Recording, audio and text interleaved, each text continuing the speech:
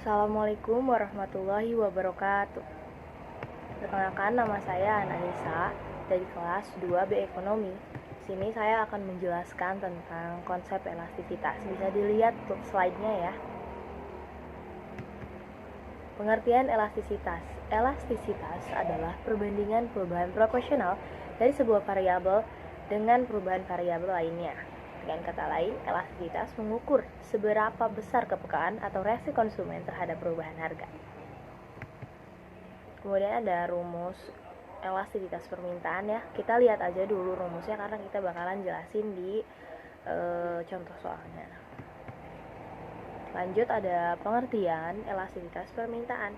Elastisitas permintaan atau price elasticity of demand adalah ukuran perubahan jumlah permintaan barang.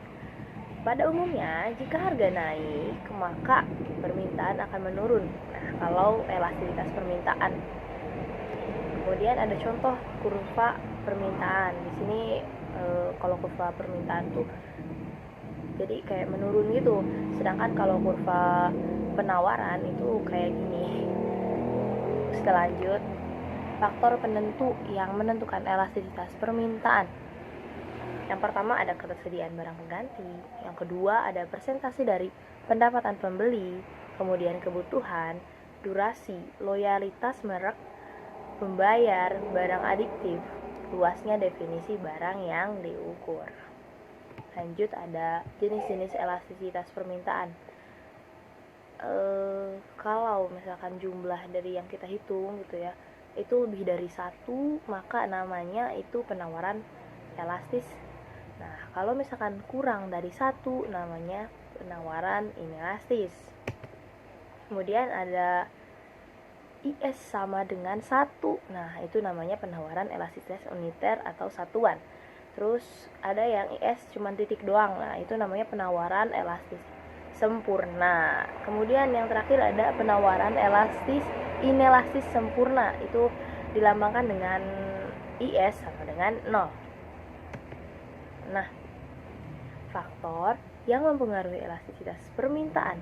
Yang pertama adanya ketersediaan dan kemampuan barang substitusi. Apa itu barang substitusi? Jadi barang substitusi itu bisa disebut dengan barang pengganti ya.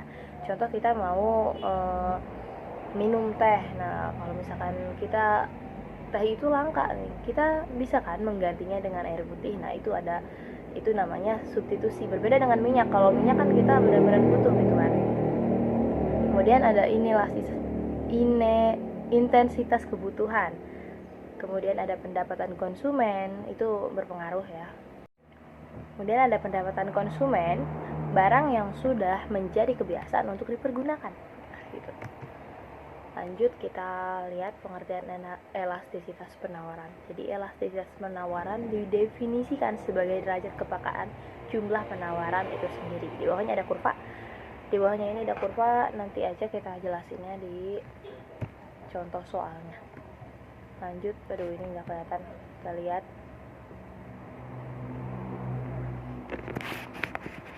Jika koefisiennya adalah 0, n sama dengan 0, maka namanya inelastis sempurna. Nah, keterangannya adalah walaupun terjadi perubahan harga yang ditawarkan tetap sama dan tidak berubah. Terus di sini ada koefisiennya adalah 0, kurang dari n, kurang dari 1. Namanya inelastis ya. Penjual kurang peka terhadap perubahan harga sebesar 1%, sehingga perubahan barang yang ditawarkan sebesar kurang dari 1%. Kemudian ada koefisiennya 1, n sama dengan 1, namanya elastis uniter. Setiap perubahan harga sebesar 1%, terjadi perubahan barang yang ditawar sebesar 1%. Dan koefisiennya 1, kurang dari n, kurang dari tak terhingga, namanya elastis. Penjualan peka terhadap perubahan harga sebesar 1%, sehingga terjadi perubahan barang yang ditawar sebesar kurang dari 1%. Kemudian ada koefisien n sama dengan tak terhingga, namanya elastis sempurna. Walaupun tidak terjadi perubahan harga, perubahan barang yang ditawar selalu berubah-ubah. Ini adalah keterangan ya, atau rumus dari elastisitas permintaan. Yang pertama keterangannya adalah ED ya, kalau dilambangkan dengan ED itu adalah elastisitas permintaan. Kalau Q sama dengan kuantitas sebelum perubahan harga, dan P-nya adalah harga awal. Q aksen adalah perubahan jumlah yang diminta, dan P aksen adalah perubahan harga. Kita lihat ya, contoh soalnya adalah, kita lihat contoh soalnya, jumlah permintaan pupuk dari 80 kg menjadi 60 kg. Gejala ini merupakan akibat dari kenaikan harga pupuk dari 40.000 menjadi 80.000. Elastisitas permintaan terhadap pupuk tersebut dapat dihitung sebagai berikut. Kita dilihat ya, diketahui adalah P1. P1 itu adalah, kalau di sini ya, tadi kan kalau di rumus itu P doang ya. Kalau di sini ada P1.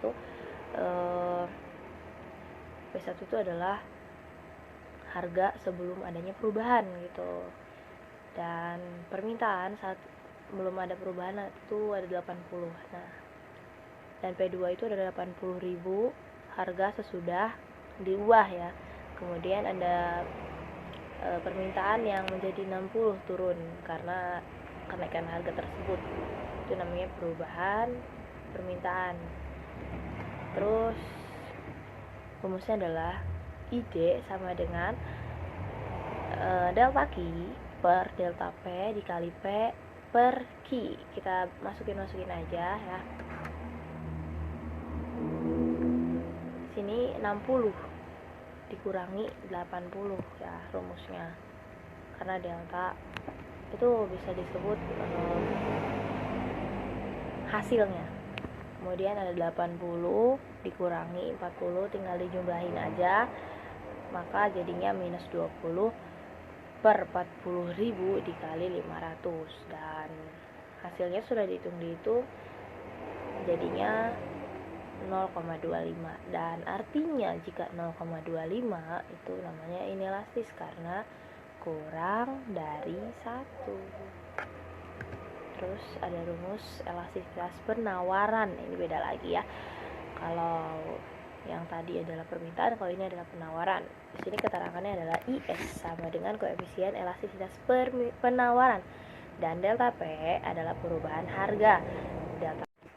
Delta Q adalah perubahan jumlah penawaran, dan Q adalah jumlah penawaran awal. P adalah harga awal.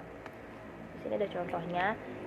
Di pasar tradisional, harga jeruk lokal naik dari 6.000 menjadi 7.000 per kilogram. Nah, kenaikan harga mengakibatkan permintaan jeruk lokal naik dari 6.500 menjadi 7.000.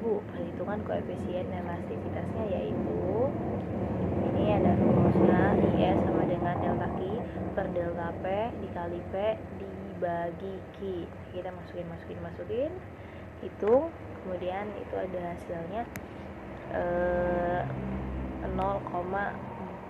Nah, kalau 0,46 kan artinya kurang dari 1, maka itu tadi namanya